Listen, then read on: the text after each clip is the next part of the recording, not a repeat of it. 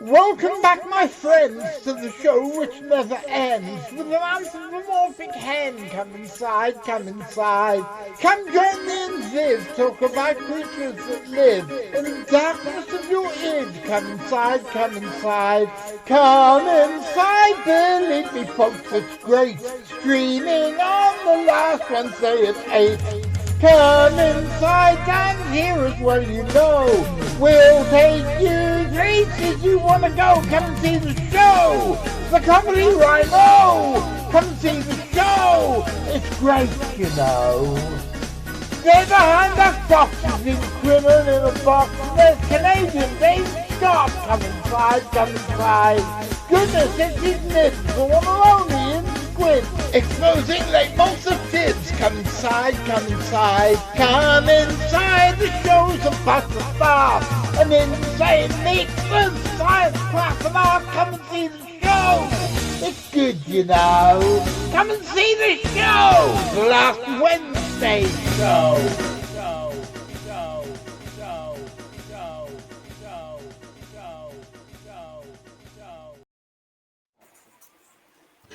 Well, ladies and gentlemen, welcome to another Last Wednesday show. And this is a particularly special episode, not just because of our very welcome special guest, who I will introduce you to in a minute, but because we are at the time Samhain, we are coming to the time when the veil between the living and the dead is at its thinnest. And for some reason, you English people all refer to it as Halloween, All Hallows Eve. And so, as a celebration of that, Mr. Ian Squid's idea, we're all wearing appropriate clothes. And I, having spent a large amount of money, it cost me £7.50 on eBay.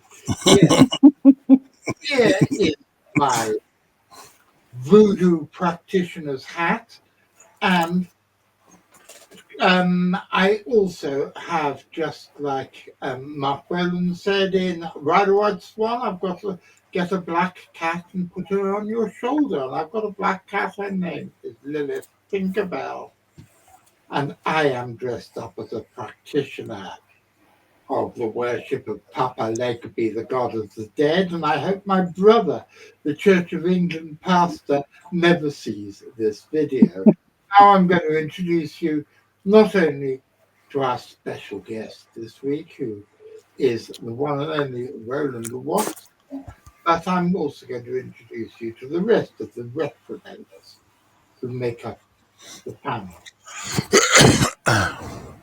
And apparently, good evening. What's happened?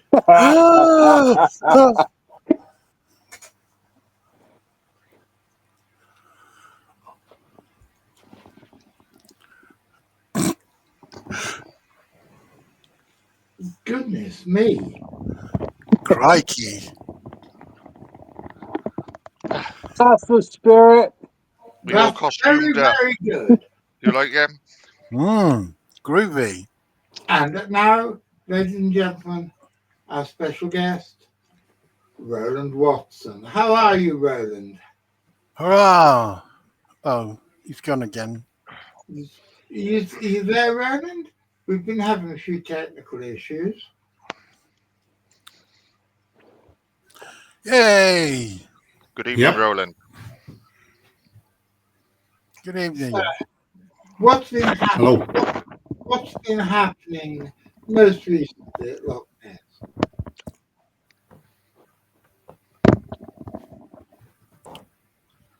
Hello? He's frozen there. No, it seems Can okay. you not hear us? Can you not hear us? Write something on a bit of paper and hold it up, John. I can hear you. No, there you go. Oh, cool. Cool. So tell us, what's the latest from Loch Ness?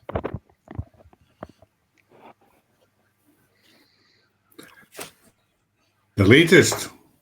Mm-hmm. Well, we have the usual sightings of distant. We recently had what we call the Quest, which is run by the Loch Ness Centre and its exhibition, in which a lot of like-minded enthusiasts got together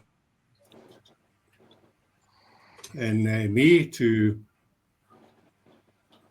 conduct service observations and conduct some nighttime activity. And we also met back in August as well. So we've got a nice little band of monster hunters growing under help of another group called the Loch Ness Exploration Group,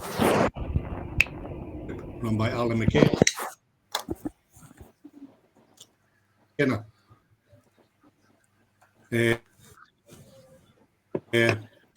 So And there's several of these days a year, isn't there, Roland, where people turn out to study the loch.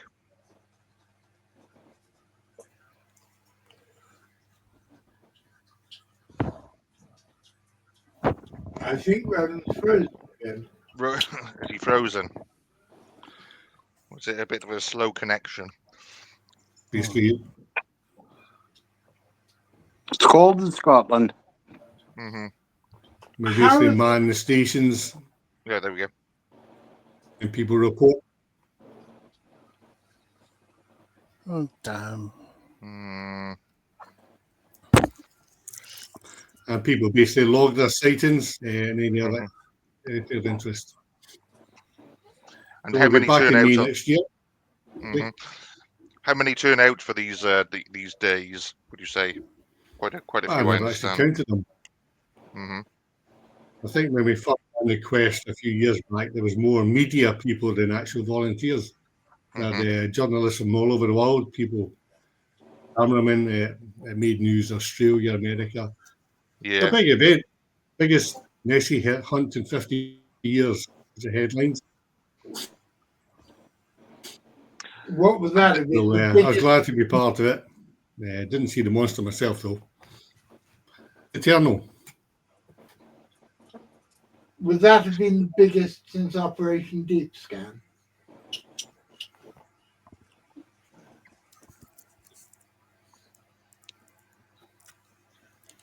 Oh dear, what a...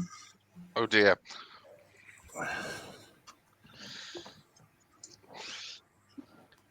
Well, there's a bit of a slow connection going on, I think, isn't there? Bit of hanging. Okay, I can hear you. good. I'm sorry about all the technical problems.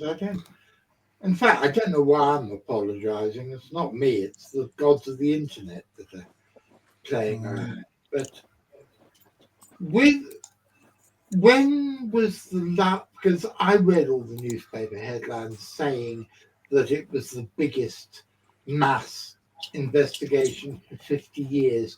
Was the previous one they were referring to Operation Deep Scan?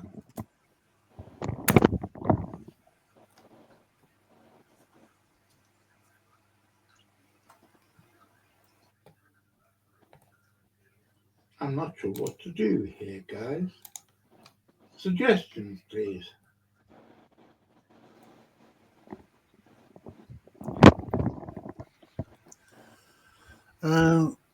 Or sometimes if you go out and come back in again, sometimes that'll work. That worked for me last time.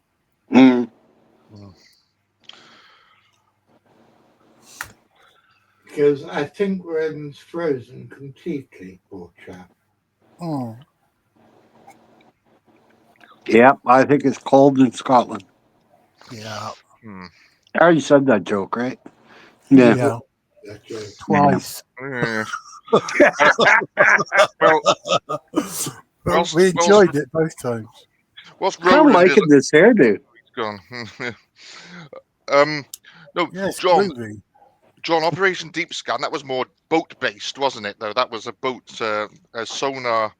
That was in 1987, wasn't it, where they had a sonar curtain from a row of boats across the loch and tried to cover the whole thing with sonar. I just can't think of another mass one. Well, there was There was the LNI one, the LNI from the 60s, wasn't there? That was and then you had Adrian Shine in the 70s, and also you had the American guy. What was his name?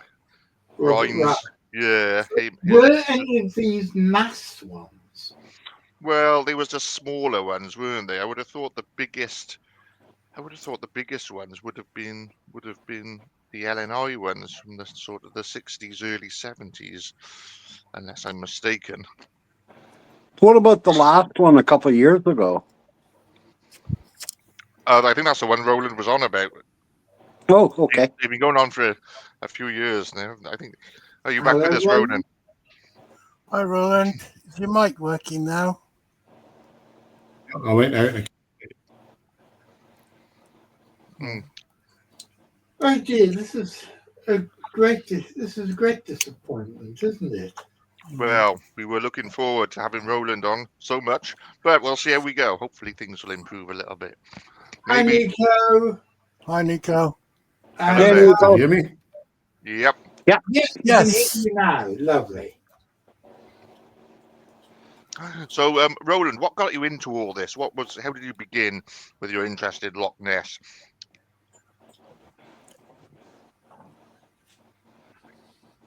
Yeah, it goes back to being a teenager, actually. Mm-hmm.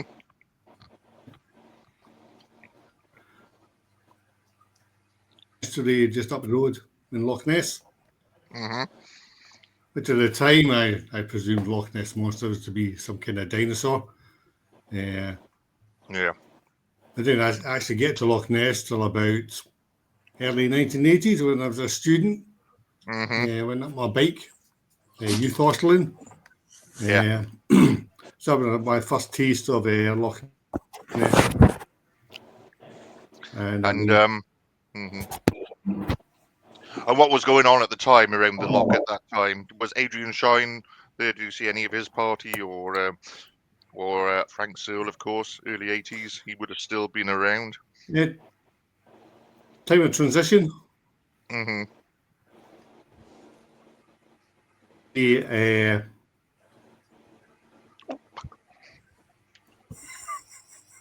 We're coming off the back of the Robert Rhines underwater photo. Yeah. Things began to shift. Things became a bit more skeptical, I would say. Yeah. So people like Tim Dinsdale, Robert Rhines were going out of the picture, and people like Adrian Shine and others were, I suppose they'd call it taking a more scientific view, and they began to study the ecology of the loch, apply more techniques to exploring the loch like sonar. So things began to take a more, and being scientific, they would be looking for a bit more evidence than just photographs.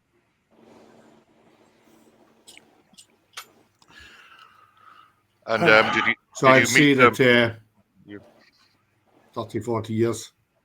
Mm-hmm. So when you went up there as a teenager at that time, did you meet Adrian and his team at that time doing their research, or anyone else? Well, I do remember Operation. Yeah, I do remember Operation Deep Scan, which was run by Adrian back in about 1987. I didn't actually meet Adrian till about early 2000s, 2010. We have good conversations. We normally meet, not regularly, but whenever I'm at Loch Ness, I'm more than likely to bump into him. He still works for the Loch Ness Centre. Yeah. I do not think there's any large unknown animals in Loch Ness. I do. So we have our little discussions and debates about that. He's pretty convinced I'll eventually become a skeptic because I've progressed from a plesiosaur to something less exotic, but still big and exotic. Well, what do you think it could be?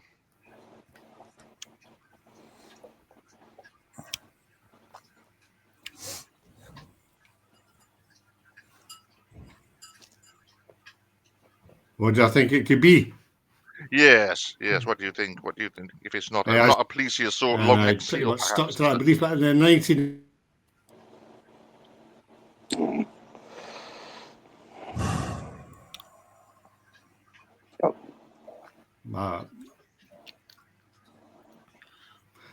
I don't think I've ever heard that view. I mean, I thought it was a tupa, some kind of materialized thought form. Yeah.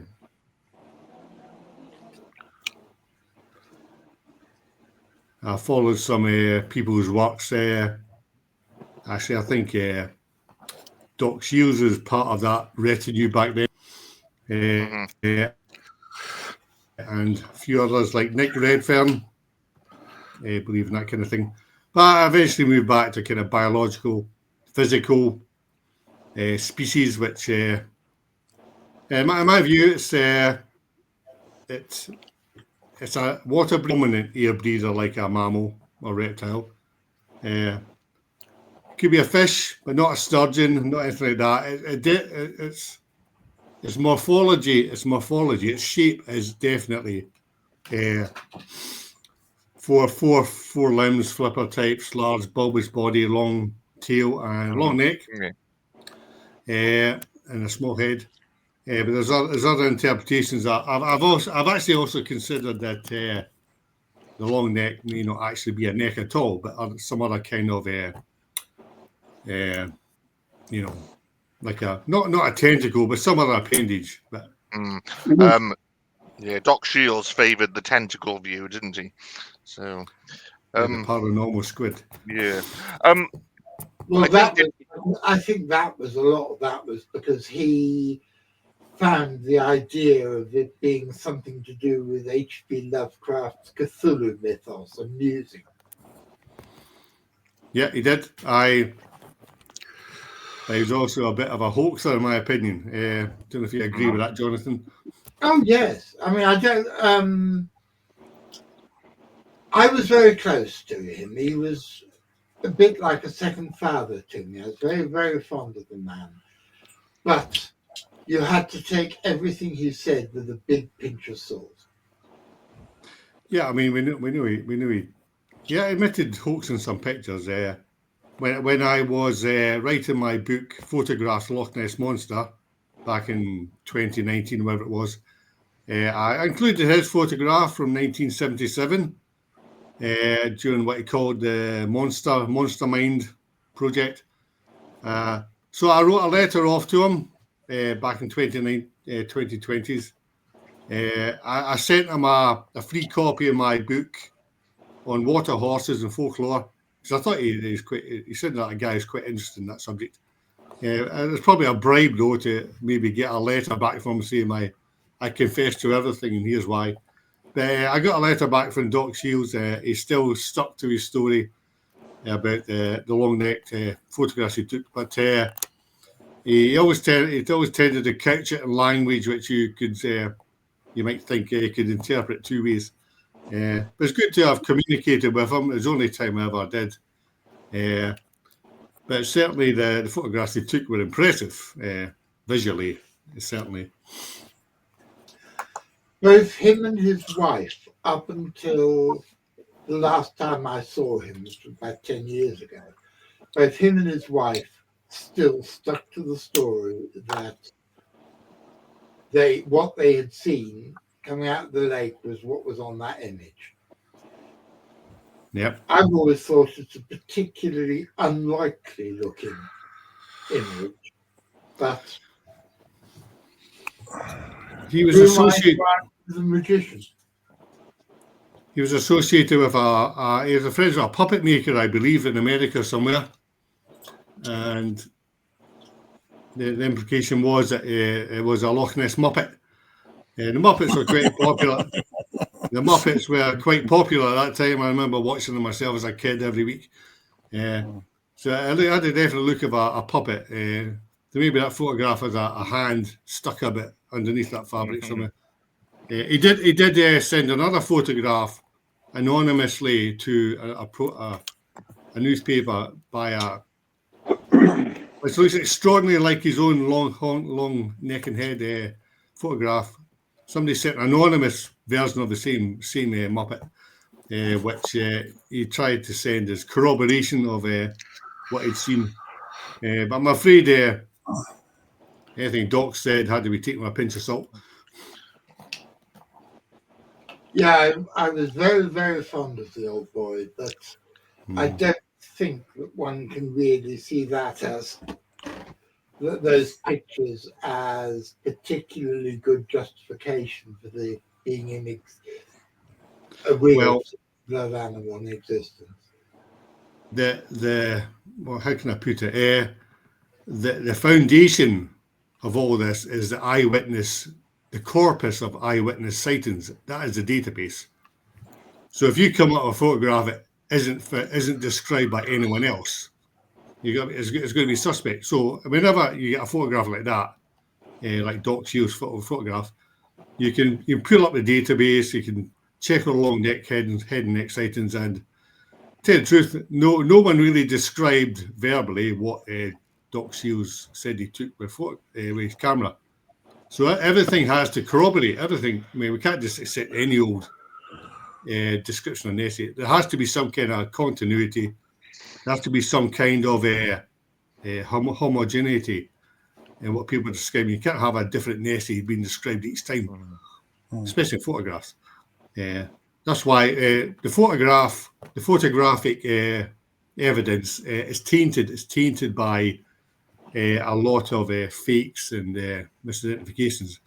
And people say, well, how can Nessie be true if all these photographs are different? But the truth is, some of the photographs are different because they're different things altogether. They're not a Nessie, they're fakes. And a subset of all these things really are photographs of Loch Ness Monster. And there's a degree of continuity between them all. But everything's tainted by liars and people who misidentify stuff. So you have this three-way mix of the truth, the good, the bad, and the ugly, really. And people like me have to try and sift it out and not throw out the baby with the bathwater at the same time. I think basically all the classic photos are fakes, are they not?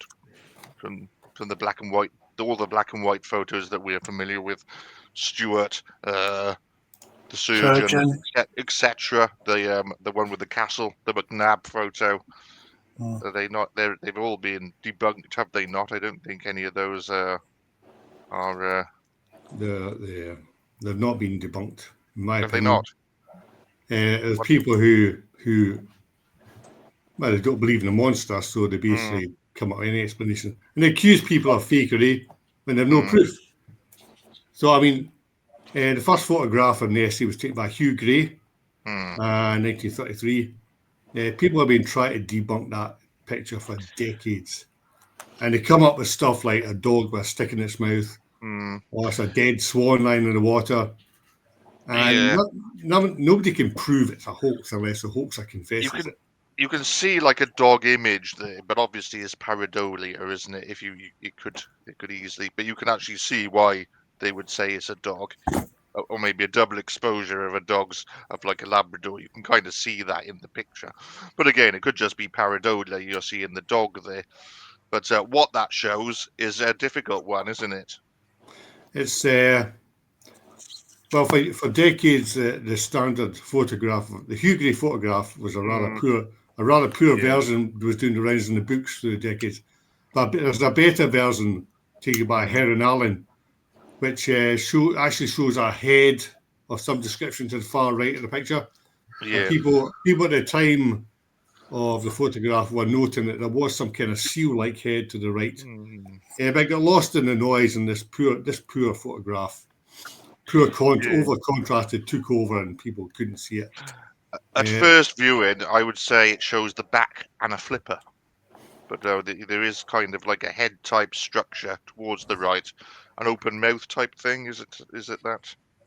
To the left there's a tail, the bulbous body in the middle, and then to the right, obscured by some wee water action and motion blur, is a head with an open mouth.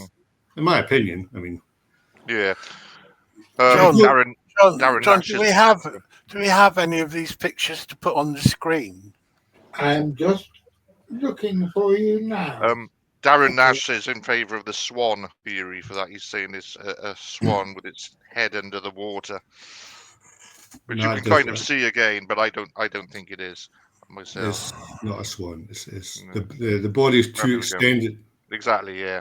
The body's too extended to be a swan. You can see it there. Now, can you see, like, you can see when people say that shows a Labrador's face there, and that one. I can't see that it looks anything like a swan. Yeah, I don't go with the swan theory either. But and again, Darren's an old friend of mine. I've known him for years. But, that picture's the inferior version. It's over contrasted. Yeah.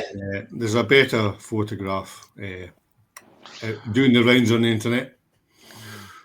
So it's what you look at influences your decisions, really. The less information you have. A different one there. Now, you can't see the dog's head there. So it's whatever version you look at, isn't it? That's one of mine. That's is that yours? One of my articles. But the best version doesn't really show a dog at all. I can't see a dog in that one. The first one you showed us there, John, you could see what people are getting at when they do say that. Though, 2 eyes and a nose, and maybe a bit of an ear. But yeah. Yeah, but the problem is once you see a dog, you can't unsee it. Thereafter, it just sticks in your mind, really. So. Yeah, I can see the dog, but I don't believe it's a dog at all. It's like when you mishear something in a song lyric, you can't unhear it. I can't listen to Purple Haze without hearing Jimi Hendrix singing "Excuse Me While I Kiss This Guy." Yeah.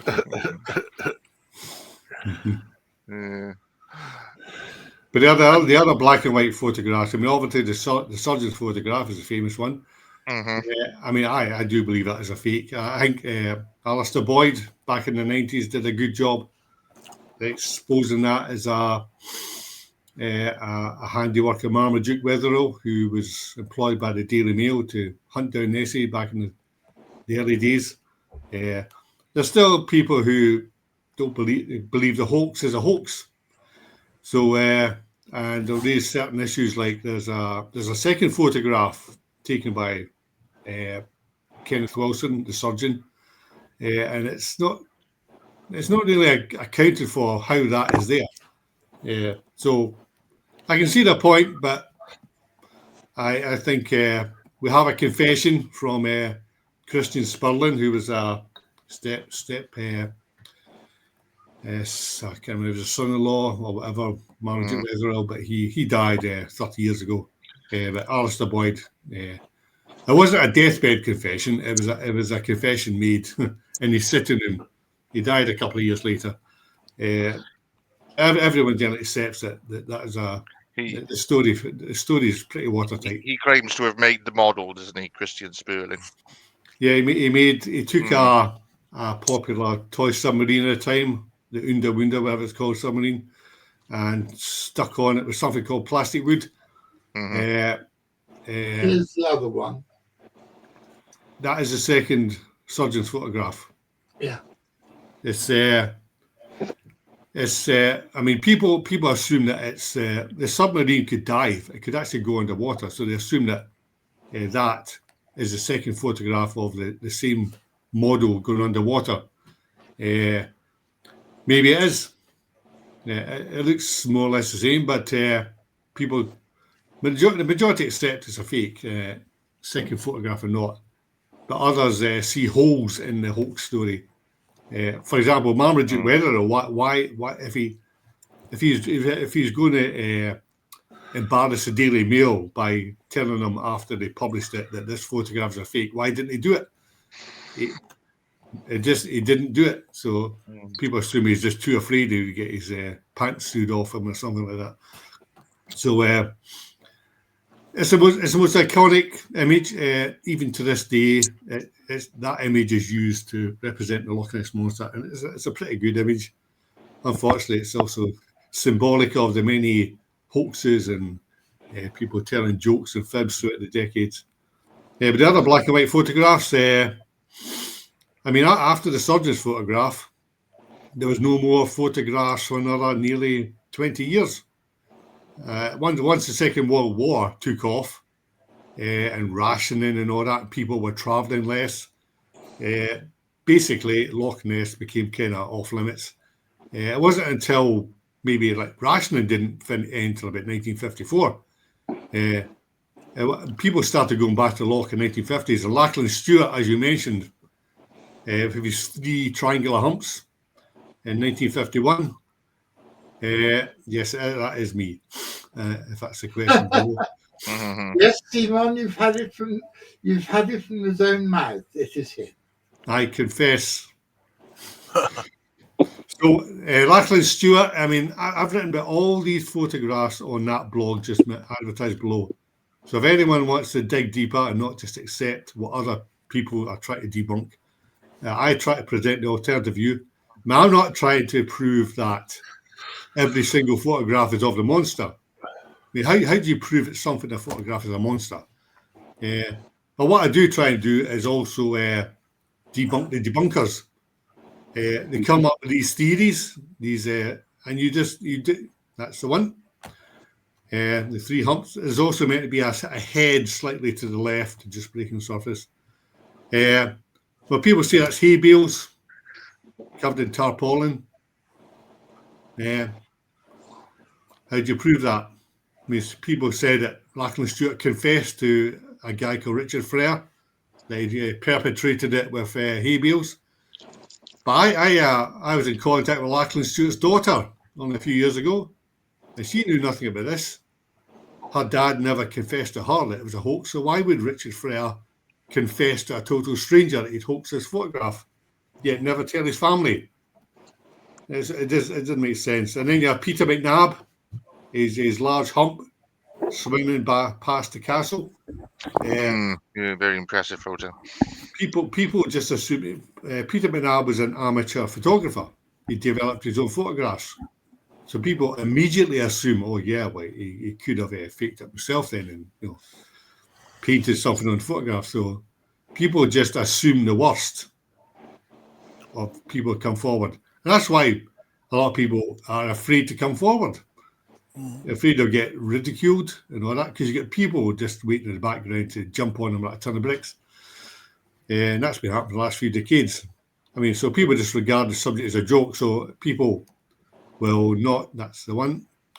That is Roy Mackle's overlay. Roy Mackle in '76 wrote a book called The Monsters of Loch Ness. He claimed there's some inconsistencies with the photograph and the negative that he was sent by Peter McNabb. But once again, I cover these objections in my various articles. So just go to my blog and you'll see on the right-hand side bar Nessie photographs. You click through that to get the latest, my opinion. It's not that nothing's official about this website. I mean, there's nothing official about anything about Loch Ness Monster, whatever anyone may claim. You click through. I mean, I'll be here hours on end. We'll be past midnight explaining the where's, the hows and whys and ins and outs of all these photographs.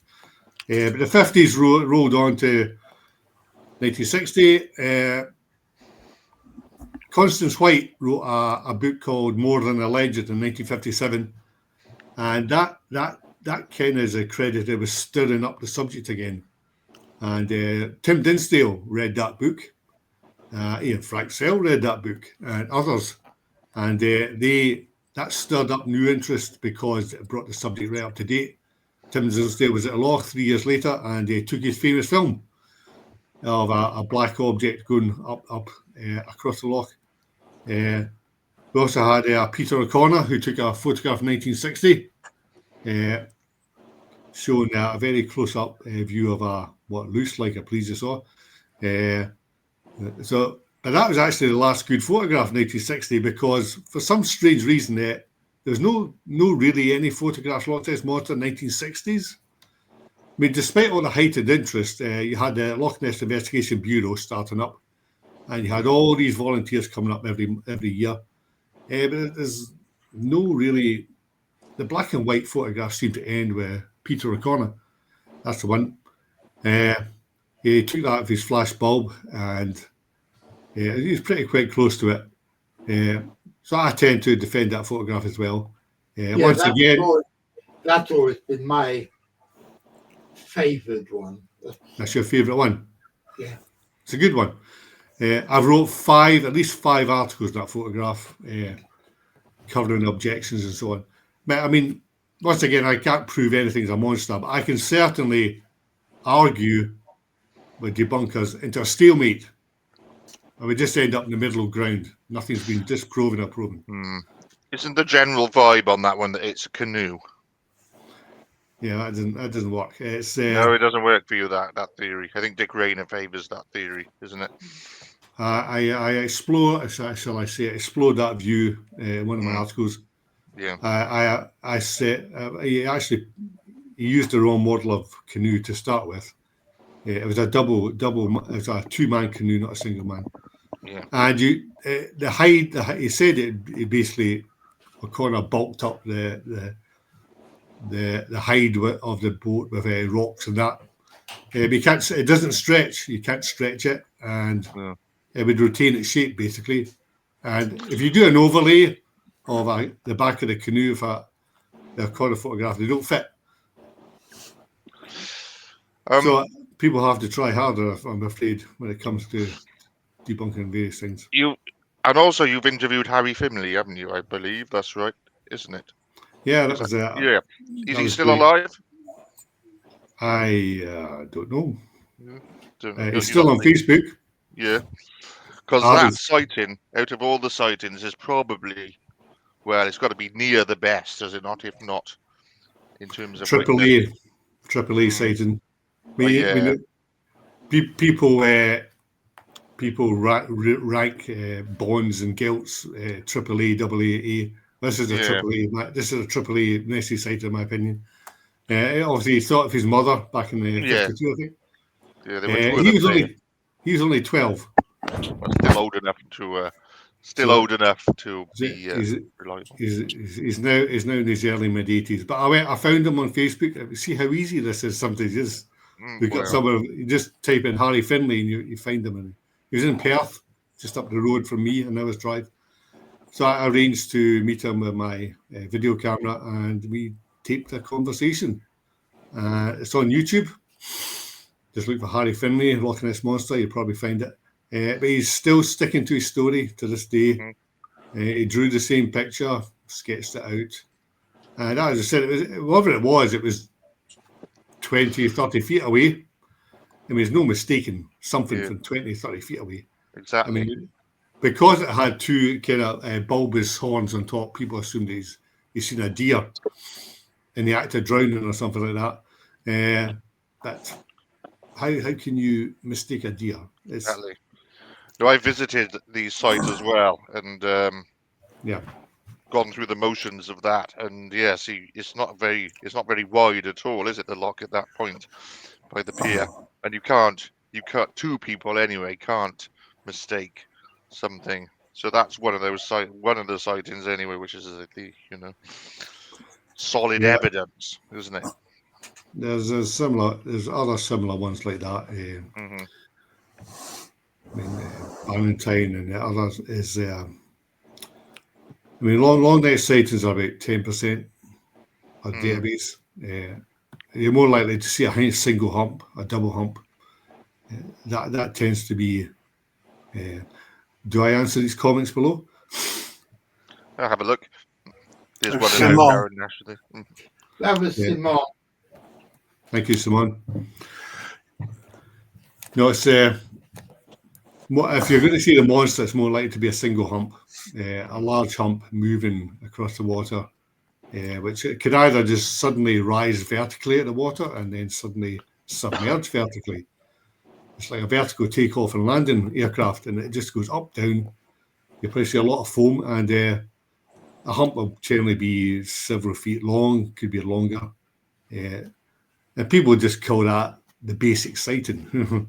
But some people give it a right arm just to have a basic sighting of the creature.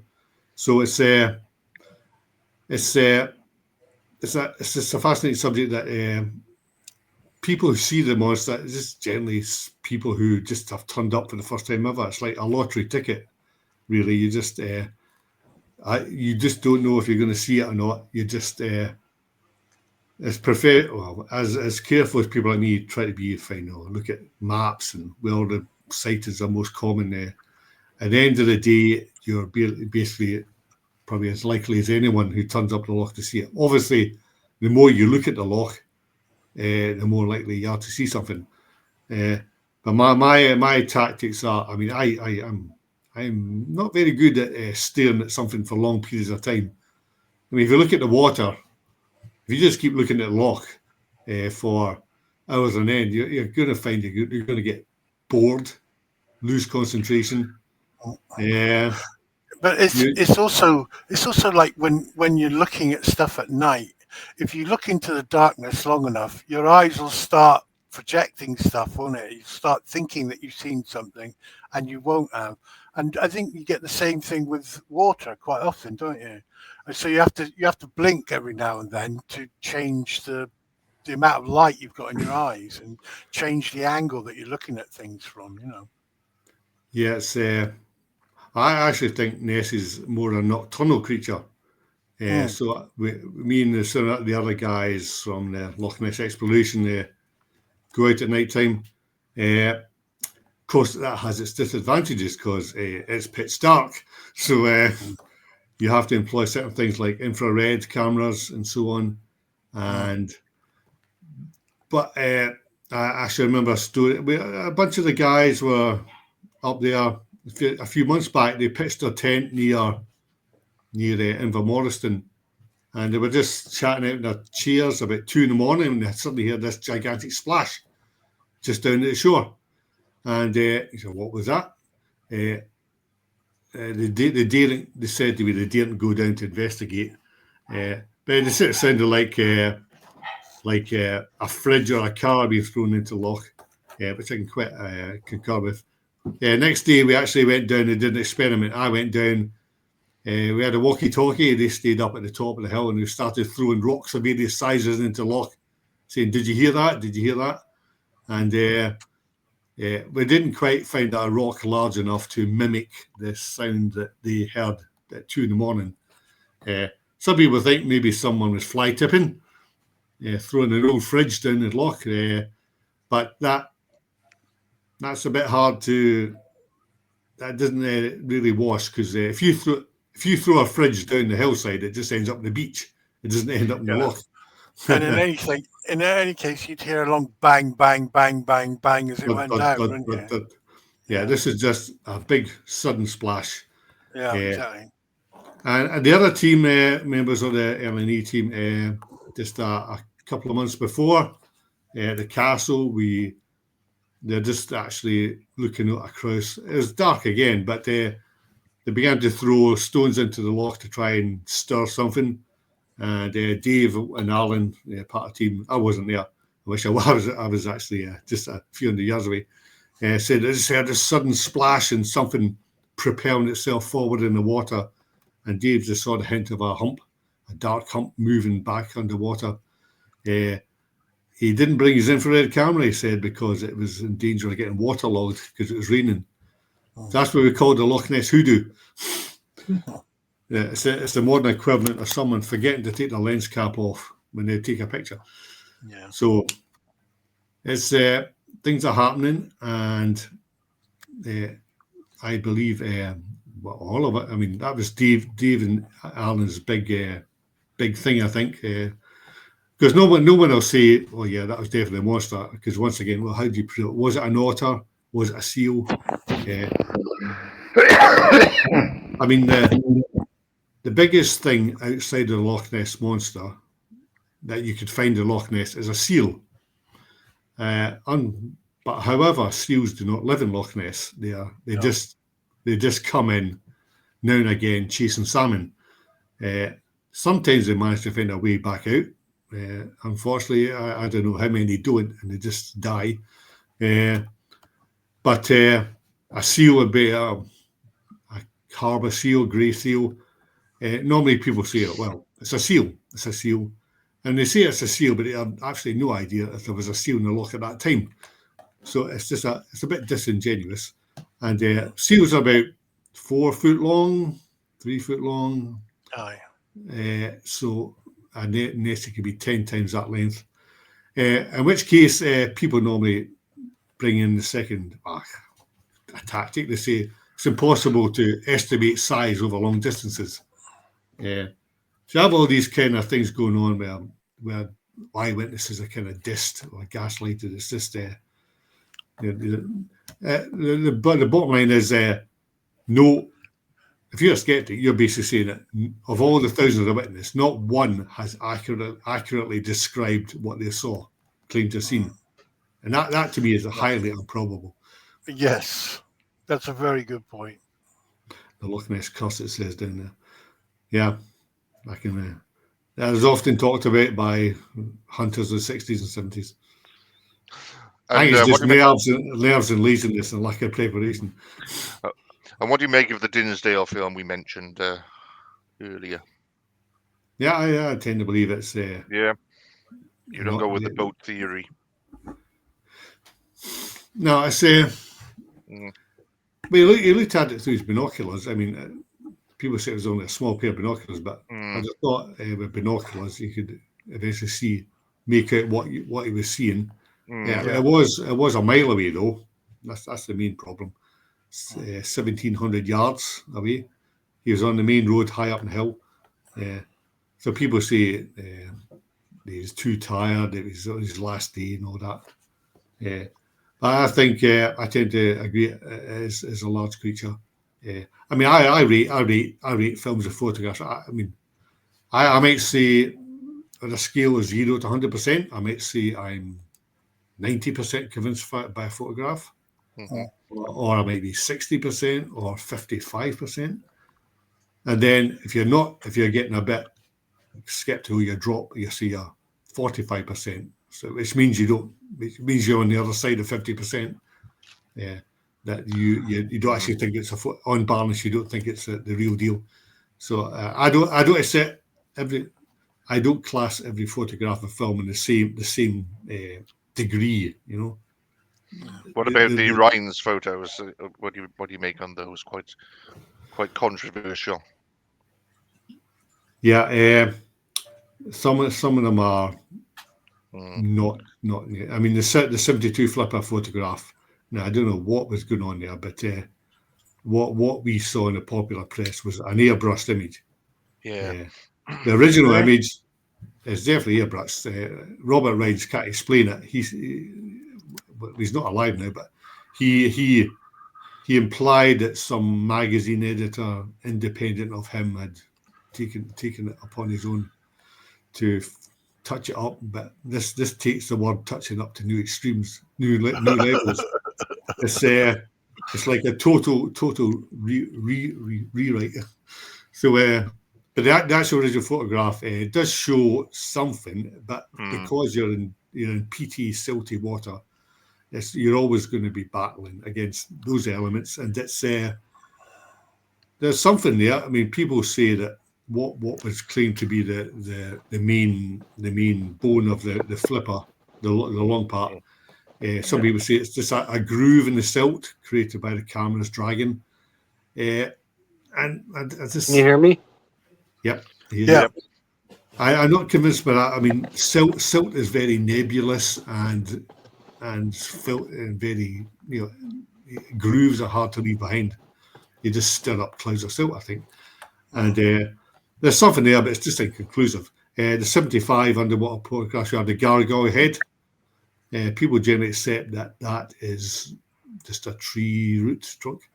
Now, actually, I must say that when I first saw that photograph as a teenager, I didn't accept it, because I said, what they presented was something that looked like a gargoyle. You've seen the pictures and the artist's impressions, but once again, I went back to the database of sightings, And no one has described a head like that ever by any eyewitness.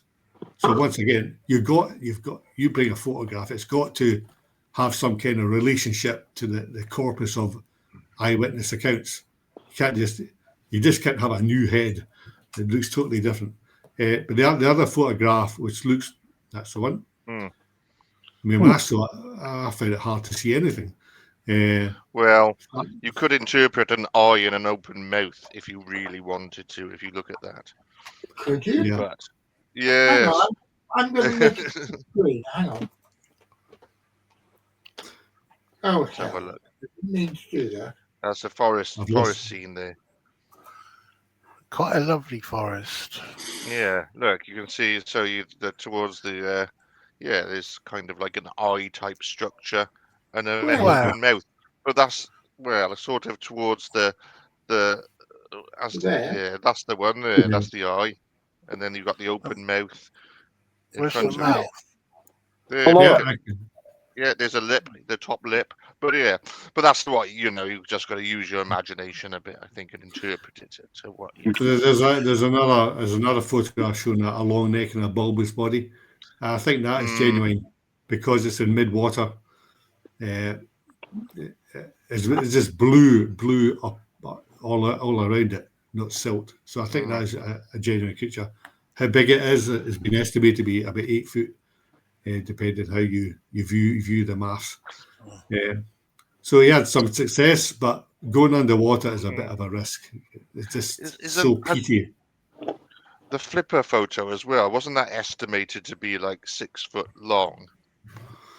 Have you Yeah, heard? well, that's, I heard that. That's huge. If that's just one of the flippers, one of 4 flippers on a big body, then that's quite a size. Yeah, well- but anyway, that's just some areas have said that. Well, on the subject of how big is Loch Ness Monster, I mean, there's more than one been floating around that place for the last. I mean, it's been seen for centuries.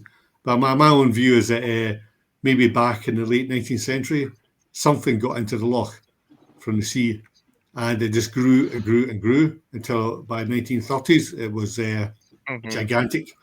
We're talking about a 50-footer maybe. I think there was a kind of, and Tim Dinsdale says this as well in his first book. He believed there was some kind of bull monster, the main man residing in the loch. It was the originator of the original tales, and that it was the big one, and everyone was more likely to see that. And it probably died about the 1970s. So we think that maybe the Peter McNab picture shows that big beast. Other people at Torquil MacLeod, who saw it on land back in 1960, described it as 45 foot long. That creature's now dead. It's now lying at the bottom of the loch, partly covered in silt. So good luck in finding that. But in 26 square miles. But what we have left in loch is probably a smaller population of smaller animals, but still Nessies. How many, I don't know. In one of Robert Rhines's later expeditions, because he carried on, didn't he? He carried on visiting the loch until later in life. He kind of found like a skeletal structure at the bottom of the loch. Did you see that? A long neck, body type. Yeah. What did you make of that? Yeah, I think it's a tree debris. But Yeah. If it really was something important, somebody should have gone down and got it. I mean, they knew the location of it. I mean, if someone really did believe that was the remains of a large creature, what's stopping them getting samples? DNA samples on Nessie are a bit hard to come by. I mean, there was a recent story in Daily Record or something about during the war, they were testing submarine nets and someone caught something, apparently Loch Ness, some large giant serpent creature. Apparently just threw the thing back in. I wish they'd taken a bit of DNA before they'd done that. And there's other claims that there's a story back in 10, 20 years ago that somebody's boat had stopped working. The propeller was jiggered, so they took it into an Inverness harbour repair shop and they put it up in its stilts on dry land. They found that the propeller was covered in black mucus, blubbery type substance. So the story goes that they scraped it all off, threw it away, and they didn't know. If this story is true, once again, nobody made any attempt to retain any what may have been the flesh from an injured creature. Yeah, obviously it's all part of the folklore, bit of hearsay. I wasn't there when it happened, so but it makes the subject interesting. I'm particularly interested in the land sightings. So am I. You've done a particular study on them, haven't you? Yeah, there's various categories of Loch Ness monster sighting. Obviously, we have Nessie in her natural habitat, swimming along in the water.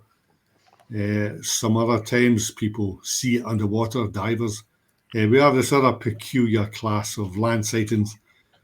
So they're very exceedingly rare. I mean, if you thought it was difficult to see Nessie in the water, I mean, it's even more difficult to see it on land. Maybe there's a few dozen of these stories have accrued over the last 100 or so years. Basically, people are just walking or driving, and suddenly this huge thing just crosses the road in front of them, or they see it on the beach, and it seems to be very timid, whatever it is. It's the slightest noise, it bolts back into the loch. Most of them do describe the usual bulbous body, forelimbs. Sometimes they only describe front forelimbs. Sometimes they see a tail. But obviously, a land sighting, if it's true, is important because you get to see the entire creature. It's not like the tail of the tail of the blind men and the elephant. These touch something. The tail, it's a snake, or the legs, it's a tree. So if these I mean, some of them obviously have their own misidentification and hoaxing, but they do tend to describe the same general morphology. And we get to see Nessie full-bodied. There's only one photograph claiming to be of Nessie on land, taken by Ian Monkton in 2009. This is at night time, and he parked his car. He heard the proverbial splash again, like a car being thrown into water. So he backed his car over the headlights over the shore, and he just reached his mobile phone. He couldn't see anything. He actually didn't see anything. He just heard it. His mobile phone. He took a few flash photographs, and out came this thing looking like a roast chicken. It was brown. It had the bulbous body and kind of appendages that look like chicken drumsticks. That's the one. That one there. Isn't that in? Is that out of water then? That's actually outside the. Yeah. Is it possible that they're coming up on shore to lay eggs, like a turtle does? Is there any? When the land? I know the land sightings are really rare, but is it possible that they're all seasonal, like they all happen between September 1st and September the 30th? Because that could be a breeding thing. They could be coming up to lay eggs. Good point. Yeah, because I've seen turtles lay eggs, but I've only ever seen it once. And they used to lay eggs where I used to fish when I was not a kid, as a young man. They used to come up there and lay eggs all the time. And but I only ever saw it once myself, and I used to spend a lot of time. Well, fishing's fishing, But with some species, it's like 3 nights of the year every year, isn't it? Yeah. So I'm wondering if you could, we could take a look at when the dates of these sightings on land and see if it is a seasonal thing, because we kind of need Richard here for this. We need that zoological or biological. I don't know how often all animals breed. Humans, we breed what we want. We're all guys, so we're all trying to breed all the time. But I know a lot of animals, like the turtle. 3 nights a year. If we could figure out if Mhm. there is something there. I'm just actually looking at Roland's book now, and you've got the sightings here, haven't you? And dates when available, but they are quite random, aren't they? I don't think there's a pattern. This all No seems to be pattern. a year round thing by the look of it. Yeah. Yeah. That's a Ian, Well, shame. it could be too. So Ian, how do you spell the land photograph? Oh, that one. I've lost it now. Let's have a look. It is Ian Monkton. Ian Monkton. Yeah, there we go. But Roland, there's one sighting on land though. Do you know the one from 1527, where Duncan Campbell refers to the monster as a terrible beast which came out onto land and started overthrowing oaks with the greatest of ease. The beast then went on to kill 3 men. So, have you heard of that one? Yep, it's Yeah, what do you make of that? it's a Mm, it's a corruption of the original text. It's the original text doesn't refer to Loch Ness Monster at all. no. It's the story related to it is a guy called Fraser Glenvackie who killed the last dragon of Scotland allegedly. That did actually happen near Loch Ness. The story. But it's just one of those things that gets interpolated. Well, once you find the original source of the story, it doesn't mention Loch Ness Monster at all. So, No. someone has been sticking bits So, on the original story. So Well, Nessie hasn't the killed. St. Columbo one wasn't even a nest, was it? I mean, that was in the river. Yeah, but that's the de facto historical story. It's the first account of anything to do with Loch Ness Monster. It wasn't the River Ness, the top of the loch. The original Latin text written by Damnon, who was a biographer of Columba, Yeah. he calls Loch Ness the lake of the River Ness. So they just regarded it all as the same water complex. Why Columba, of all places, should encounter a monster in that place? I mean, why could it be Loch Lomond or Loch Tay? And isn't that the only report of it actually attacking somebody? Or have you heard of any others? There's only one full-blooded someone gets killed story. Really? The creature killed. The story starts with someone being killed by the monster, and then St. Columba commands one of his servants to cross the lake, swim over the river rather. The monster appears and rushes towards him, and St. Columba invokes the name of God, and the beast turns 180 degrees, and off he goes. And the Picts were totally convinced by this, and that's why we're all Christians today. Well, Aye.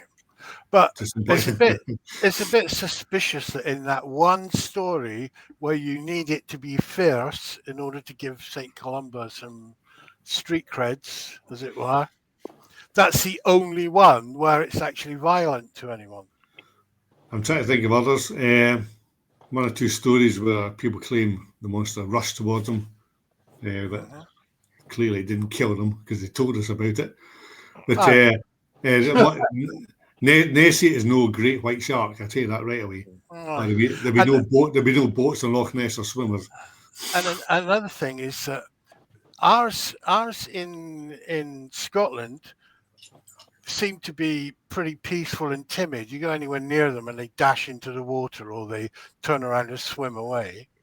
But across in Ireland, in Erin, they've got big loch creatures that are about 8, 9, 10 foot long that are being reported by people going to these lochs, and they're describing them like pinnipeds with very long necks. And some of those are reported to have attacked people. Right. So that's quite interesting to bring into the thing. But also over in Eastern Europe, over that side of the continent, we've got other lake monsters which are reputed to be killers. Which ones? There's there's a fair few, aren't there, John? There's that what's that big lake on the edge of Siberia? What, Lake Indiana? It Kaya. could be, yeah. Kaya, Khayr. Oh, Lake Kaya, yeah. Well, there's one there that Richard wants to go and look at because he finds it as fascinating as I do. And there's stories coming out of there on a regular basis of people from that region. They go there to fish, to catch fish seasonally because they're like homesteaders and they want to catch fish, smoke it, store it, and they've only got a limited time because it's the northern, far north. So you'll get two men go out on a boat and then something will swim up, hit the boat to knock them out of it, and then take one of them and take him down. And then you often get a survivor who gets to the shore, and then that's how the story gets out as to what happened. And this is a recurring theme. Well, the folklore Loch Ness, you had the water horses, and they were definitely killers. Aye, no kelpie. You didn't want to go near a water horse. No. It would you want every part of you except your liver. Obviously, in that story, it would metamorphose into a normal horse, and then once someone jumped on it for a ride, they would stick to the saddle, and it would just race into the loch to kill them. And the Loch Ness water horse also was given that attribute, because the stories of the water horses in Loch Ness go back to centuries. And water bulls were the more docile version of aquatic cryptids. And the kelpies actually inhabited rivers, not lochs, but sometimes get mixed up.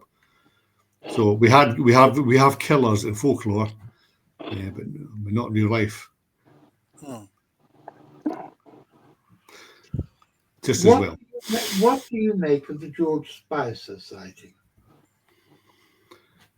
Yeah, that's an important story. That one. It's up until that point, the Loch Ness Monster had made national headlines in Scotland. Local newspapers were carrying stories from about May 1933 onwards, after a lady called Aldi Mackay saw something.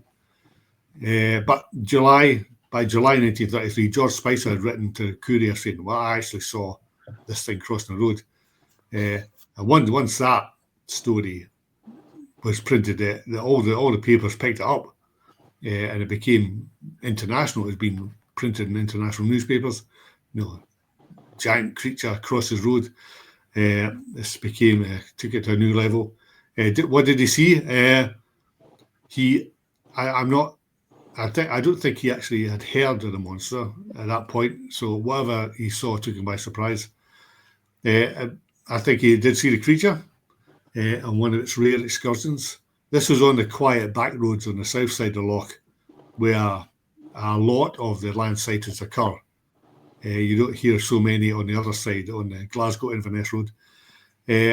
So what he saw, again, the bulbous body, a tail and a neck, which actually was a very strange neck because it was undulating, which makes, if it was a normal neck with vertebrae, it could not undulate in that manner, which makes me think sometimes that the so-called neck may actually just be soft tissue. But his wife saw it as well, and Rupert T. Gould, who wrote the first major work on the monster in 1934, interviewed him. I was convinced by the story. However, he added a note. Somebody found his own annotated copy of the book, and in it he said, "If I were to rewrite this book, I would now think they just saw a huddle of deer across the road." Okay, that's his opinion, but I've seen deer crossing the road at Loch Ness, and they don't tend to huddle together. They just might go in a line, or just one or two. Once again, we have an explanation which doesn't really fit real life, but it's plausible as opposed to probable, in my opinion. Others say they saw otters or a heat haze. So now, what's the odds of seeing that? Plus, other camps say that King Kong was released around that time as well, and that was putting ideas into people's heads, as there's a very Nessie-like creature in that film, isn't there? Mm-hmm. Yep. Well, Spicer had said to go that he saw King Kong, which came out. It probably came out in March '33 and premiered in London, but then it took months to tour the country. I mean, it's still been shown. I think it premiered in some place like Inverness in September. Did that influence him? He didn't say so. He just said what he saw looked like a brontosaurus in one of the scenes, the swamp scene from King Kong, which chased him in. But how does that translate to seeing something crossing the road? Was the psychology of the film really that powerful? You imagine a bunch of deer as a plesiosaur? Was this a night sighting? No, it's about 3 in the morning. It July was. afternoon. And it was July, so it also Mid-afternoon. as well, maybe with the road, when you look on a hot day, isn't it, the road ahead of you goes a bit funny and blurry from the heat. They say some say that may have influenced the sighting as well. Yeah. Well, that's usually a pretty acute angle, though, like very close to the ground. It doesn't tend to distort the air about 6 or 7 foot off the ground, does it? Really? Yeah, and the road back in the modern road, South Road, is now the usual bitumen tarmac affair, which actually is good at radiating heat and causing heat hazes. But back was in the 30s, it like that in the 30s? No, it wasn't. Well, it was resurfaced in the 1960s, 30 years after Spicer. It's probably more just gravel road, so less likely to be. Yeah, you wouldn't get the same heat haze from that, would you? No. Now, people assume that things are as they see them today, but 90 years ago, conditions could have been quite different. They definitely were. So, genuine sighting. AAA again. And what about the more recent ones taken? I think they were taken in 2018. There was quite a sequence. They were been quite widely distributed by the lady Chi, I think her name was. Is that right? Chi Kelly, yeah. Yeah. What do you make on those? Because there's there's definitely something going on there, isn't there? There is something going on. It's I mean, those pictures came out 2023, I think. She actually took them in 2018. But she sat on them because her husband was working, had a professional job, and didn't want the hassle of that being attached to him, which I quite understand. Once he retired, the photographs came out. People said they were compelling. But I always find a strange word. Compelling is not the same as convincing. Compelling means compels you to investigate further, so that you may end up being convinced. But they are a very interesting photograph. People say they're just divers, because divers frequent doors bay now and again. No one has come forward saying, "Yep, that was us."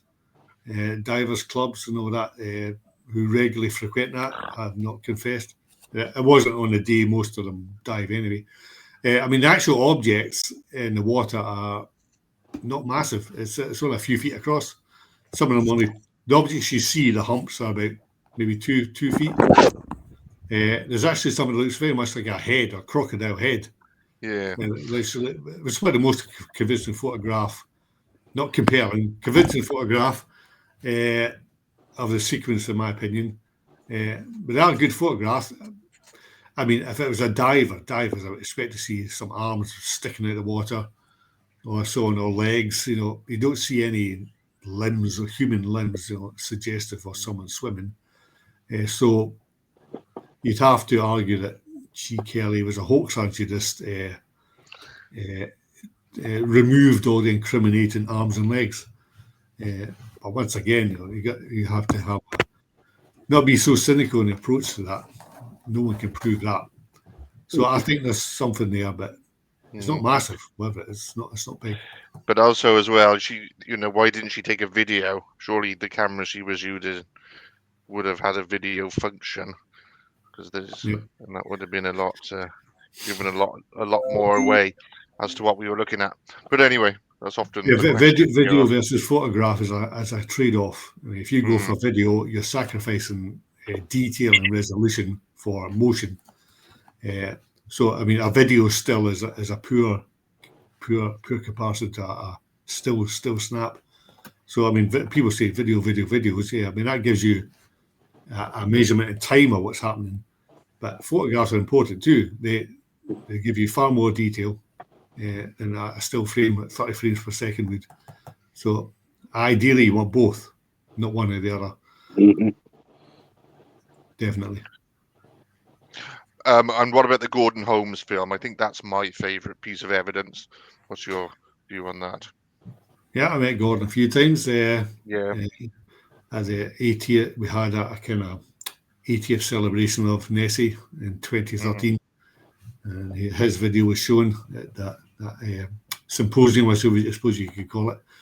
Yeah, I mean, it looks like a good video. I mean, something eel-like maybe. Supporters of the giant eel theory would like this video. People suggest that it's just a wind devil, something swirling up the water. But once again, how do you prove that? No, there's definitely something there, isn't there? I'm sure as a physical, something physical just under the water. Yes, Adrian has said it was some kind of wind effect, but no, it's difficult to see that, isn't it? So, no, I think that's my favourite piece of evidence out of all the stuff we've got. So. Yes, that's a good video. Yeah.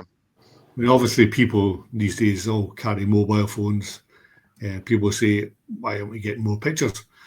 A lot. I mean, there are lots of videos being produced. Almost every sighting these days comes with some kind of video or photograph, but they're all too far away. Yeah. There's blobs and so on. We want someone who's. What's that? I was just going to say, in my experience on that point, if you're in the woods or something, you very often, well, if you're moving quietly as I do, you'll very often come upon a deer, or a deer will just walk up very close. You can get within like 10 feet of one. But by the time you've thought, oh my God, I better get a photo, and you've reached for your camera, it's gone. Yep. And I mean, the magic of that moment is completely subsuming, and it'll take you like 3 or 4 seconds before it even occurs to you that you want to take a photo. Yeah, I can vouch for that. I agree totally. I saw a puma crossing the road on Bodmin Moor. I had a camera around my neck. I was driving, but I had a camera around my neck, and I was so completely stunned by the fact that I'd just seen the beast of Bodmin. By the time I thought to take a photograph, it was long gone. Yep. The new video sticks you can buy now, they sit here in your pocket. That's what I use out in the woods now. Yeah. They sit here in your pocket, and they'll record for 40 minutes with a 256 gig card in it. And that I think is what's going to give us what we need. And this is something that you could use with the lock too. You know, when you're just out looking around, just keep it on, and you can't miss. I just bought another camera that'll go on my hat. So like a GoPro, yeah, like it is a GoPro. But just anything that'll get us anything. You know, and I don't think that matters what field you're working in. The more video you've got running, Robin taught me this. She goes, you got to keep it running, you know, and bring an extra battery for it. And because I always bring my backpack, so I hate carrying a lot of extra weight because I'm old. But you know, you do what you got to do. Yeah, I mean, I know a couple of guys with body cameras like the police. They take them to Loch Ness. I've got a Camilio clip camera. The problem with them though is if you're moving a bit, it'd be quite shaky. Yeah. So some other arrangement on top of that would help. But I agree that the main thing that needs to be done here is continuous capture of data, like you say. If you just turn up at the loch with a camera and look around and go away again, you've been there at the loch for a few hours. That's not long enough. Well, Loch Ness is eyes on it all the time, so that's a kind of continuous capture. But my way of doing it is trap cameras, trail cameras. Yep. So I remember watching Finding Bigfoot years ago, and I watched these guys strapping these things to trees. I went, hang on a minute, I could try that at Loch Ness. So I bought some. It's 10 years ago. I found a decent location with a tree. They were just pointing at the loch. No obstructions in front of it. Sometimes I bring a secateurs with me just to make sure there's less obstructions. But so that camera, no motion detection we're talking about here. You just strap it around the tree and you walk away. So even as I speak right now, I've got 6 trap cameras stuck on trees around Loch Ness. They're my sentinels. Now they're not perfect because they can't continuously record it. Obviously, fill even the biggest SD card or the batteries will die on you. So there has to be some degree of compromise there. So motion detection, it just sits there and something happens. It takes 3 snaps, or it takes a video clip, 10-second video clip, and then it goes quiet again. I'll come back in April, pick them all up. They would have been there for 7 months. I'll go through them all and see what we've got. I've picked up a few strange images in the past. Some better than others. Some just make you scratch your head. You don't know what you're looking at. So you take your camera home, you open it up, take the SD card out. It's got 18,000 images on it. Recorded over, Yeah, I deploy a lot of cameras too, so I know exactly what you mean. Most people just leave the cameras for a week. Oh, you can't do that. You got to leave them there for the whole. So I'm pretty lucky where I'm doing. We've got a lot of coyotes and everything over here, but I've got a game trail not 1,500 meters from my house. I got a game trail that goes through the woods here. So I've got them deployed along there right now, and I'm hoping to pick some stuff up. But I had a big coyote right out at my fence the other day. So that's the way forward. Continuous gathering of data. I mean, it's like I always use an analogy from astronomy. I mean, anyone can point a telescope at Jupiter or the moon. You know what it is. You know what it is. You know where it'll be. But a supernova, can you tell me when the next one's going to appear? You don't know. You have to keep watching all the skies. And then something appears and you take your pictures. So Ness is like a supernova. It just appears, brilliant flash, unknown place and time. Well, I worked at the place I was working at. I was there for 6 years. Never had anything happen. And was it last summer, John? Yeah, it was just last summer, right? I had total silence. I had whoops. I had crashing through the woods, and it was just kind of like, what's going on here? Because I never had anything there before. And then as soon as it started, it stopped. Yeah, it lasted about...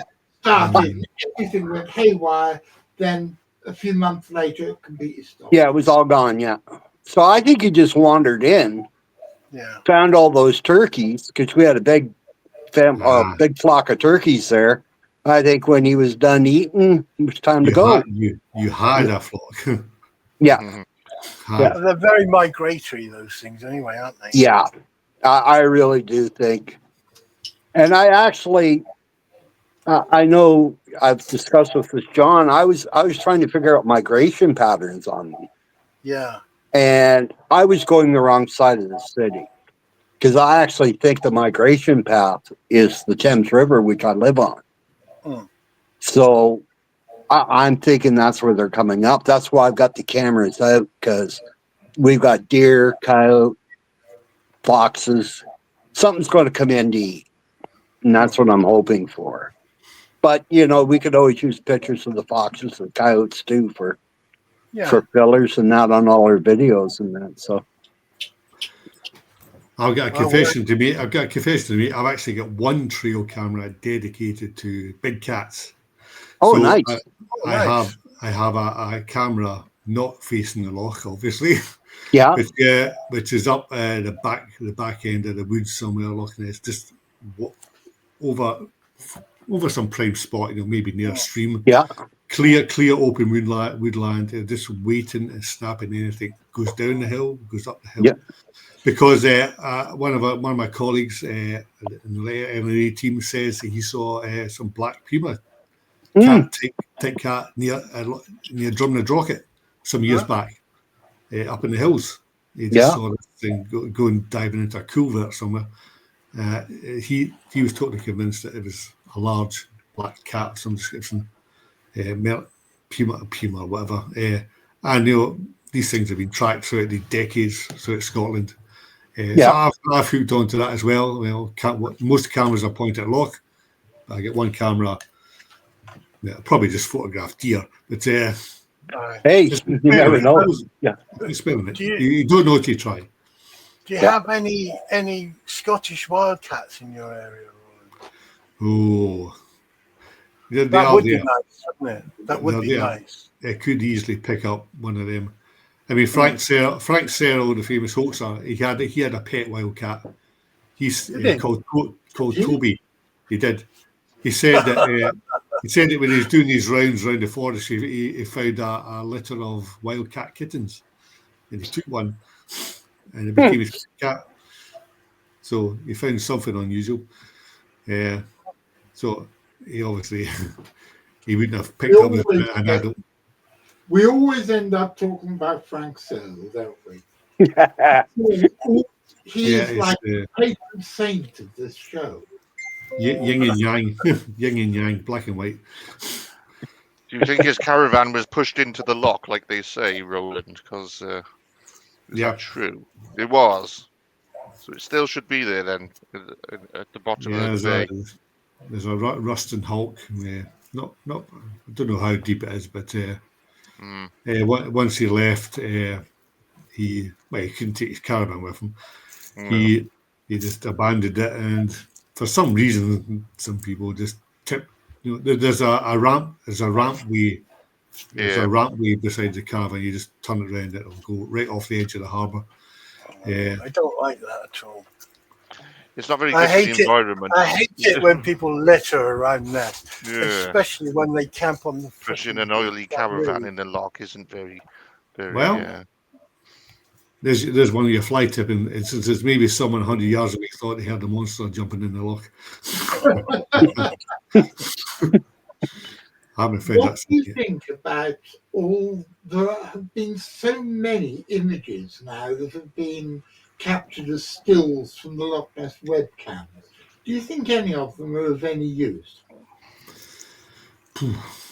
I think they are. Yes, I think there's 5 or so. I mean, some are better than the others.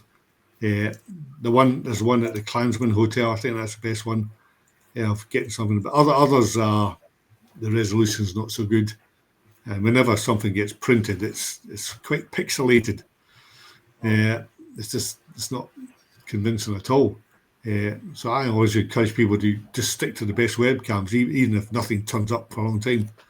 You will see some things, but once again, you've got to be on your toes, ready to record it, because the webcams don't record for you. You'll have to manually start it and stop it. Now, who owns these webcams? I think contributed by the tourist board, but certainly it's a collaboration with private owners. It seems a bit of a shame to have recordable equipment sitting there going 24/7 and not recording the feed. even if they just recorded the feed and then switched to another one, and then that was backed up, and then the public could come and download it and then analyze it. Yeah, that would be You know good. what I mean? And then begin to Shared record. data, yeah. That would be a far better idea, really. This is this continuous data capture I talked about. Aye.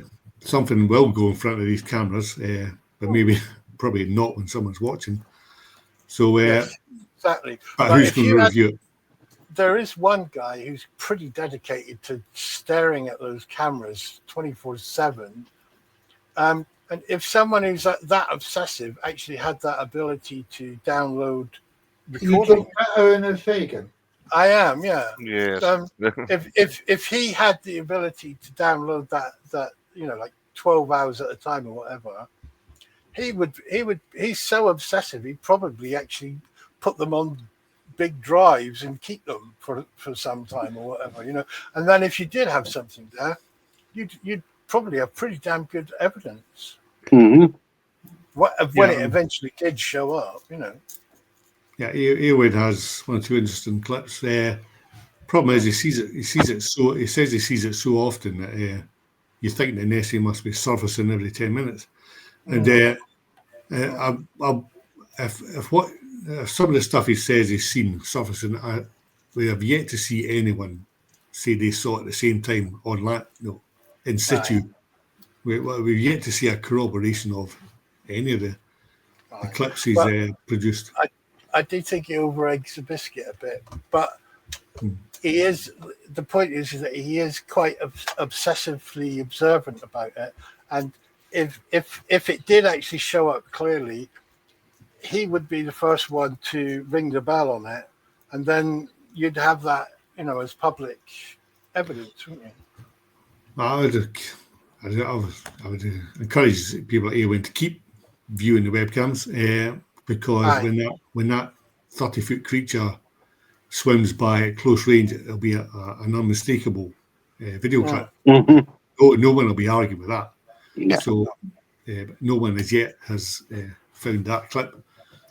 As I said, it's the lottery when Nessie doesn't tend to surface and do synchronized swimming or anything. If you did have a constant recording that you switched over to one, you backed that up, then when it automatically went to the other, and then it would switch back again, you could use an AI. You could use an AI to scan all the way through it to find anything that was, like any large change in what's going on in the picture. You could use an AI for that. Yeah, it'd be like the trail cameras I use, which motion detect, except they're basically live streaming. But if we had the equivalent of a motion detection over recorded video and it earmarked segments of interest, that would be great. It would. But no one's doing that. I don't know how. I mean, there must be some software you can extract from these trail cameras, which could be done on a PC against a equivalent of a video replay. Right. Well, they have that UFO camera now that identifies what you're seeing in the sky.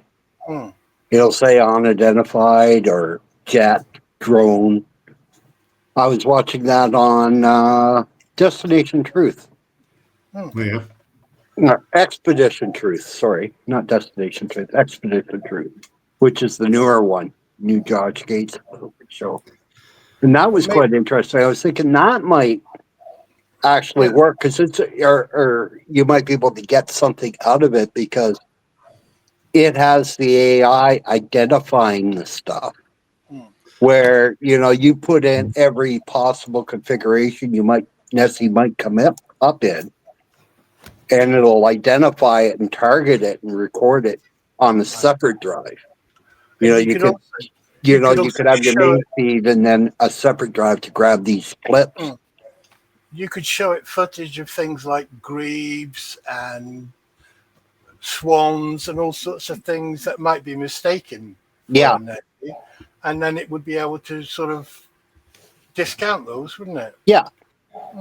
And just go, no, that's a swan, we're not going to record that. Because I was thinking, because Scotland, your weather's a lot like here in Canada. You know, you never know what you're going to get in the lake. You know, you probably got some pretty good storms along there. I've never been, so I don't know, but I'm going to assume you get pretty good. You'll get some good bangers going there, and you don't want to be filling up your identification drive with, you know, a 5-foot wave on the thing. You want to be able to identify it and pull it up as a possible sighting. That is the problem. Water waves, rough waves do fool the cameras. Yeah. And the eye sometimes. So that's for that AI that would identify it as water, like a wave. Yeah, that's where AI could be trained to filter out water patterns, but trail cameras are not that clever yet. But you get into the same problem as I have. I want to go into the Fraser Valley bad. John knows this. I want to go to the Nahanni Valley, but the cost of doing those expeditions are just so expensive. And your equipment's going to be cost you. It's going to be up in that price range too. You know, I don't know what kind of. Now, I think Loch Ness has a lot bigger following than anything that I would want to do. You know, I go, oh, Dave Scott wants go. You know, but we're not helping you. You know, where you guys might be able to generate enough cash to actually do an AI system. I'm not sure how that would work for you. I don't know how it works. I think Louis how good it is at getting money in to do things. Couldn't he, John? Louis could do the technicals. Yeah. Yeah, I think it's down to market demand. Produce a trail camera that intelligently handles the environment in front of it. It will happen. They'll be commoditized. AI will be commoditized for various applications. I'm a software engineer, but I don't think I would. Well, that's great. Try that out. But I'm not. So you might be able to come up with something yourself, and that would save you a ton of money. What I'd like to do is get the software that these trail cameras work on. You know, it just runs on a chip in firmware, and just put it on a PC. Yeah, that would be great. And instead of something coming in on the lens, you actually feed it an MP4 file or something like that, and it starts detecting. That would be very cool. Brilliant idea. Yeah. So somebody get to it. Just remember, we encourage you to do this. So when you do it, if you could do one, you know, a little ID for Bigfoot, Sasquatch, I greatly appreciate it. There's probably some, so what we basically want is a nice bit of motion detect software which runs on video replays. 24 hours long at a time, maybe. Yeah. You can get the wireless cams now too, so you can check them constantly. You can get notifications on your phone that your trail camera took a picture, and you can actually go in and look at it now.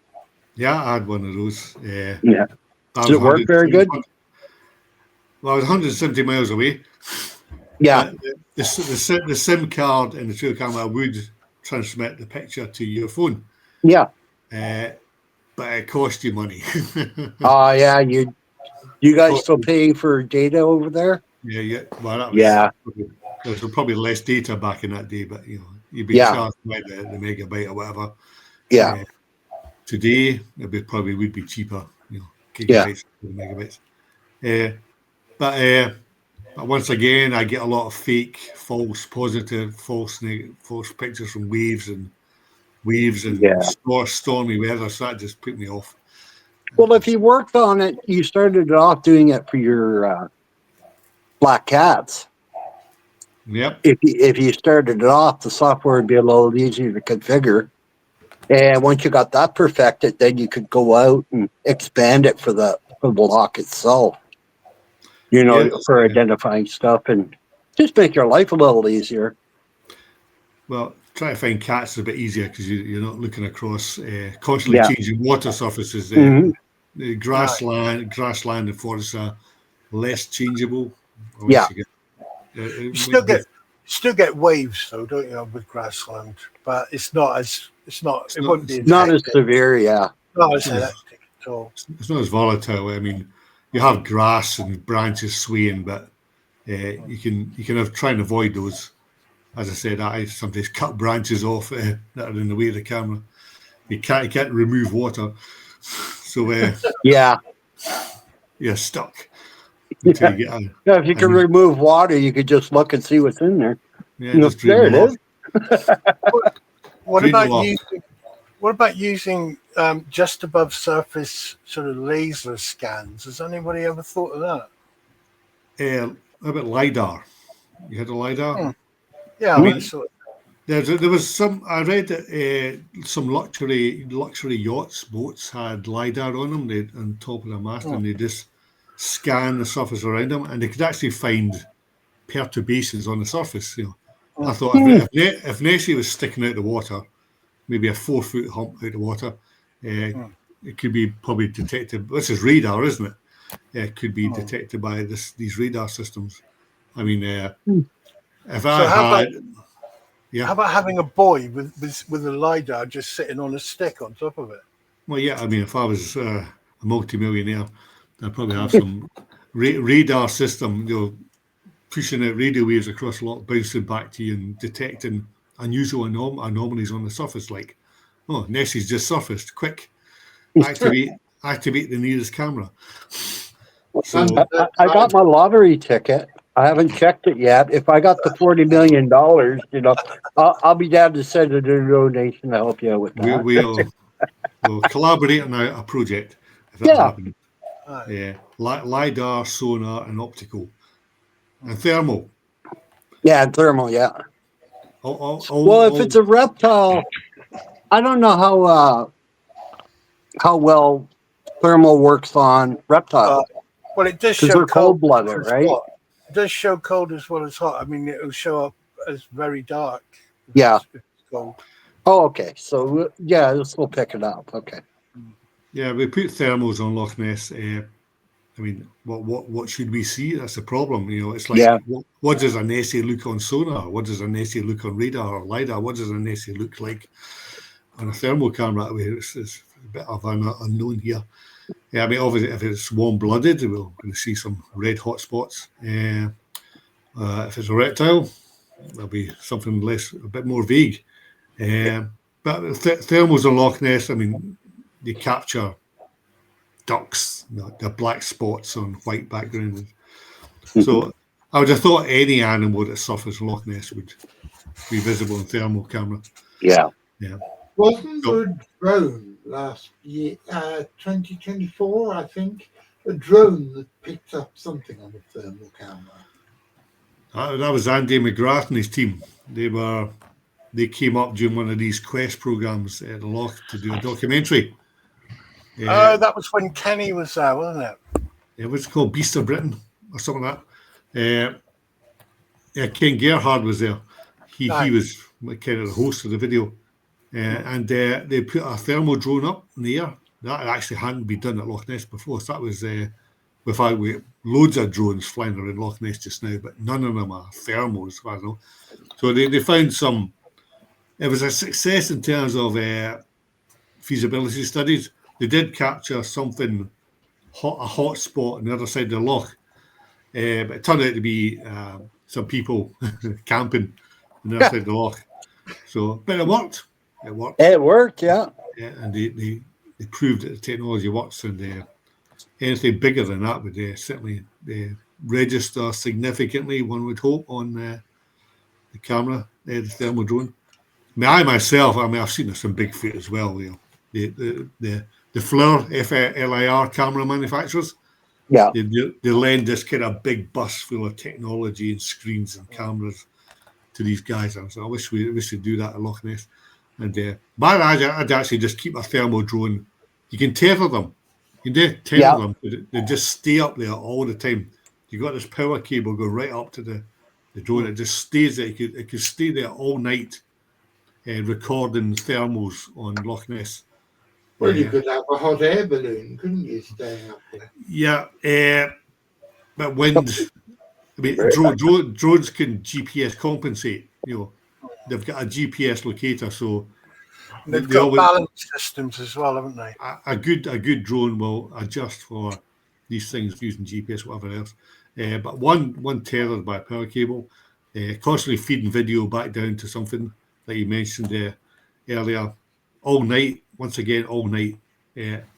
I'm saying that you just can't stick a drone up for an hour and then it's never at Loch Ness again.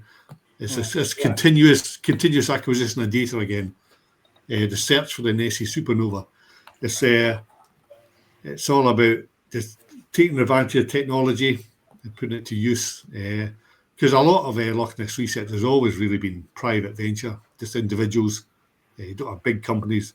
Sometimes you have big companies like sonar companies like Kongsberg. They bring their latest equipment like sonar torpedoes. No, it's not a missile. It's just a torpedo, propelled torpedo with a sonar cone, which you can guide through the water like a guided missile, target in certain areas. So, those kind of things, to rent one of those would cost you a six figure sum. So we're just stuck with the stuff you get of Argos, maybe. But it's just there's so much technology there, but people say, well, it's a waste of time using that to find a mythical monster. But people do come to Loch Ness to test their equipment, which is good. And they will collaborate with Loch Ness researchers like Adrian Shine. So the technology is out there, and it's getting better and better. And AI, as you say, will add its contribution. Unfortunately, AI just now is just a pain in the backside because all the images you see on Facebook, unfortunately, it just makes proving a photograph is convincing more difficult these days. Even videos, fake videos as well. I mean, fortunately, just now most AI fakes are just stupid-looking monsters, which no one's would be convinced it's just a joke. Well, actually, there's a lot of political stuff that's actually fully generated by AIs on there at the moment. Because I keep putting complaints in about it because it's breaching their rules, community standards, and you need more people to complain about it so that they catch it and they delete it, so that eventually people say, well, I'm not going to have my channel marked down because I'm just using an AI to generate a program that I'm not. And they don't even put anything into it. They don't write a script. They don't do the voiceover. They don't. All they do is they say, generate a show that's 30 minutes and it handles this political figure in this situation and tell a story. And it'll tell the whole story. It'll give it narration and it'll even give you video. And then they just upload it. What I would find entertaining is, you know these AI things where you can take an old black and white photograph of your grandmother and they'll animate it and colorize it. I thought, wow, it's great to take a old black and white Nessie and animate it. And you have this nice little video clip of Peter McNabb's monster go for a swim around Loch Ness for 5 minutes. That's brilliant. I think I'm going to go out and do that. It needs some skill. I mean, I can't do it, but I've got relatives who've done it. So I thought, well, it can't be that difficult. I just need to a bit of money. I mean, it didn't prove anything, just animating old black and whites, but it's entertaining. It's a bit of fun. Gentlemen, would you believe that we have been nearly 2 hours? We've gone over our time. Big and we haven't scratched the bloody surface, have we? No, we never do. Roland, thank you for coming on. Thank you, Roland. And I'm sorry that you had so many technical issues at first, but I'm glad they all seem to sort themselves out. Yeah, I hope people hung on for the rest of the show. Yeah. I want to thank you, Roland, because one way to tell we got a really good guest is I become a little kid. I get really animated and excited, and you got me there. Yeah, we definitely went off at a tangent. On a long drive. Fun. Yeah, it was good. Actually, a few ideas have popped in popped up there, AI and Yeah. video. So I'll have to Well, think about I'd these like- things. What I'd like to do, if we may, Roland, is if maybe in a year's time, let's do this again and have a look at the next 12 months, or then it'll be the last 12 months in Loch Ness, and no doubt we'll then go off into all sorts of other fascinating tangents. Mm. There's But lots to thank- discuss. There's Thank you for coming on, Roland. It's been wonderful. Thank you, Ian, for coming up with the Thank you. The fancy dress. concept. Yes. Thank you, Grog the Eighth Man, and thank you for the encapsulation of the Hobgoblin beer advert. Top hat man. And thank you to eBay for sending me my £7.99 hat. Yes. And I will see you Dread. all in a It's month's dread, man. time. Do you get a kickback from eBay? Yes. Oh, Time to go home, time to go home from your simply spooky adrenaline ride. Time to go home, time to go home, even if you're terrified. Goodbye. Time to go home, time to go home. Vivian and her weird friends are all going home. Time to go home, time to go home. Vivian is waving goodbye, goodbye, goodbye.